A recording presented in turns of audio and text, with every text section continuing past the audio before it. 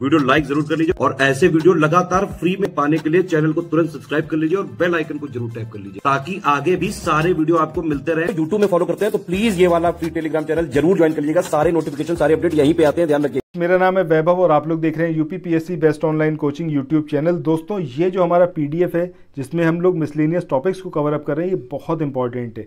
ये जो पूरा प्लेलिस्ट है आपका मिसलेनियस पापा पीडीएफ का, इसको आप ज़रूर फॉलो करिएगा, बहुत इंपॉर्टेंट है।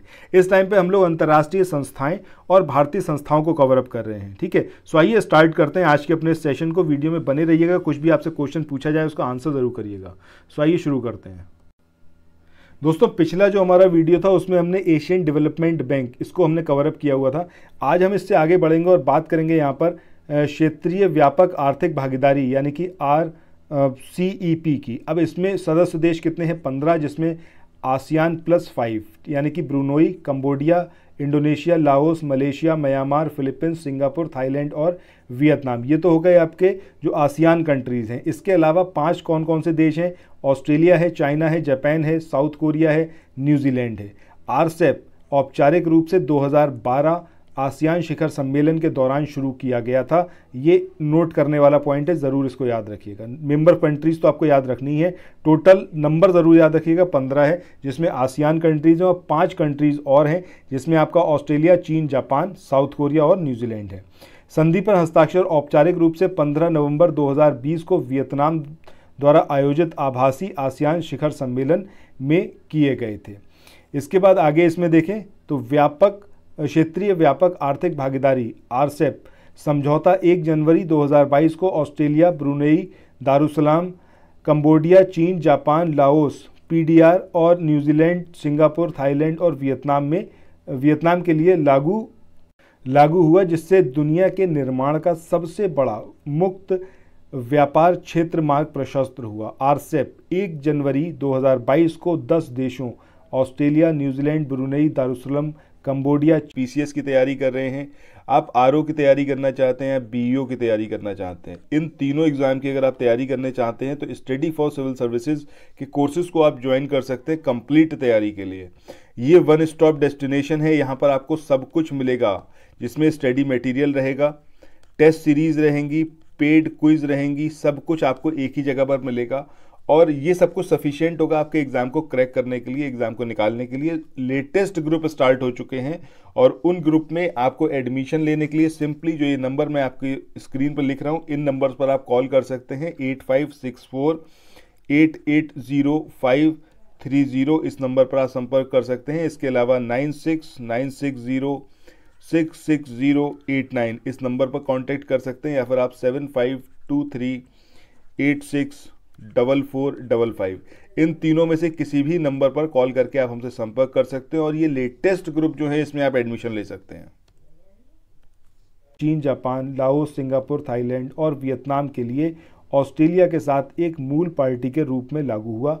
RCEP साउथ कोरिया के लिए 1 फरवरी 2022 को और मलेशिया के लिए 18 मार्च 2022 को लागू हुआ। अब देखिए, इतना सब कुछ में आपको सब कुछ याद बिल्कुल नहीं रखना। आपको क्या याद रखना है, सिर्फ इतना ही आप यहाँ पर समझिए। आपको ये मेंबर कंट्रीज़ याद रखनी है कि 10 हैं आपकी आसियान की कंट्रीज़ और 5 हैं आपकी दूसरी कंट्रीज़, जिसमें आपका ऑस्ट्रेलिया है, चाइना है, जापान है, साउथ कोरिया है और न्यूजीलैंड है, ठीक है। ये आपको इसके अंदर याद रखना है। औपचारिक रूप से शुरुआत 2012 के आसियान शिखर सम्मेलन के दौरान हुई थी। इतना भर इसमें आप याद रखिए, ठीक है। चलिए अब इसमें आगे चलते हैं, हम नेक्स्ट आर्टिकल को देखते हैं। अगला आर्टिकल यहाँ पर जो है इसमें हम लोग बात करेंगे इंटरनेशनल ऑर्गेनाइजेशन फॉर माइग्रेशन। अब इसकी स्थापना हुई थी 1951 में। मुख्यालय कहाँ पर है? That is very important, Geneva, Switzerland में। मेंबर कंट्रीज़ की बात करें 174 है, हिंदुस्तान भी इसमें शामिल है। महानिदेशक की बात करें तो एंटोनियो विटोरिनो ये इसके महानिदेशक हैं। सो महानिदेशक तो इसके नहीं पूछे जाएंगे। स्थापना और मुख्यालय ये 2 इंपॉर्टेंट चीज़ें, ये आप इसके बारे में याद रखिएगा। मेंबर कंट्रीज़ भी नहीं पूछी जाएंगी, आप सिर्फ ये याद रखिए कि हिंदुस्तान जो है वो इसका एक मेंबर कंट्री है। इसके बाद next Interpol, this is very important. स्थापना हुई 1923 में इंटरनेशनल क्रिमिनल पुलिस कमीशन। 1956 में इंटरनेशनल क्रिमिनल पुलिस ऑर्गेनाइजेशन के रूप में चेंज हुआ। मुख्यालय कहाँ पर है? लियोन और फ्रांस में, ठीक है, फ्रांस के एक शहर है लियोन, वहाँ पर। ये इंपॉर्टेंट है, इसको याद रखना है। सदस्य देशों की बात करें 195 है। नवीनतम कौन है? माइक्रोनेशिया, ये नवीनतम वाला याद रखिएगा। हिंदुस्तान भी इसका एक मेंबर कंट्री है, ये आपको यहाँ पर इसके बारे में याद रखना है। अध्यक्ष की बात करें, अध्यक्ष इसके भी बिल्कुल नहीं पूछे जाएंगे, खाली यहाँ पर देख सकते हैं अहमद नसर अल रईसी यूएई के हैं। महासचिव की बात करें जुर्जेन स्टॉक, ये इसके महासचिव हैं। और इंटरपोल दुनिया का सबसे बड़ा पुलिस संगठन है। यहाँ से कुछ भी नहीं पूछा जाएगा, खाली आप इसका मुख्यालय याद रखिए, कब इसका फॉर्मेशन हुआ ये याद रखिए, और इंडिया इसका एक मेंबर कंट्री है ये याद रखिए। इसके बाद आगे बढ़ते हैं और बात करते हैं हम एशिया पैसिफिक ब्रॉडकास्टिंग यूनियन यानी कि ABU।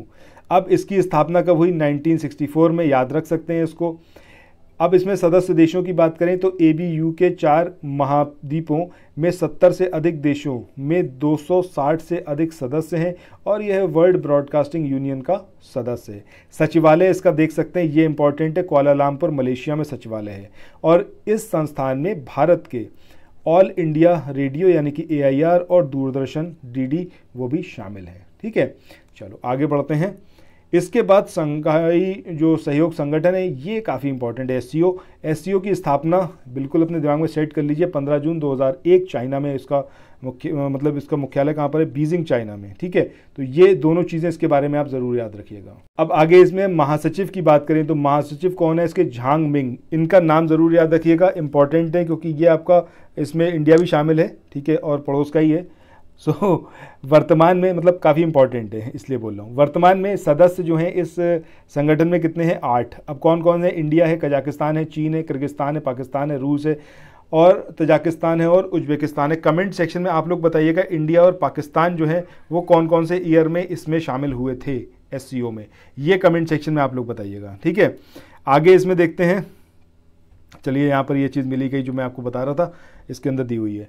शंघाई 5 एक आपसी सुरक्षा समझौता 1996, इसमें चीन, कजाकिस्तान, किर्गिस्तान, रूस, तजाकिस्तान के बीच हुआ था और 15 जून 2001 को इन राष्ट्रों और उज्बेकिस्तान के नेताओं ने शंघाई में मुलाकात कर गहरे राजनीतिक और आर्थिक सहयोग के साथ एक नए संगठन की घोषणा की। SCO चार्टर पर 7 जुलाई 2002 को हस्ताक्षर किए गए। 19 सितंबर 2003 को ये लागू हुआ। 9 जून 2017 को भारत और पाकिस्तान इसमें शामिल हुए थे और उसके बाद इसके सदस्यों की संख्या कितनी हो गई? 8 हो गई। देखिए, जो मैं अभी आपसे क्वेश्चन पूछ रहा था वो आगे यहाँ पर ऑलरेडी गिवन है। इसके बाद आज के इस वाले वीडियो के आखिरी संगठन को देखते हैं। ये है आपका यूरोपियन यूनियन यानी कि EU, यूरोपियन संघ। इसमें 27 मेंबर है। ठीक है, 27 सदस्य राज्यों का एक राजनीतिक और आर्थिक संघ है जो मुख्य रूप से यूरोप में स्थित है।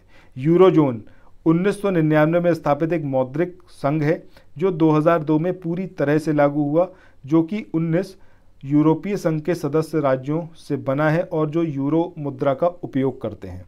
2020 में यूनाइटेड किंगडम EU छोड़ने वाला एकमात्र सदस्य राज्य बन गया।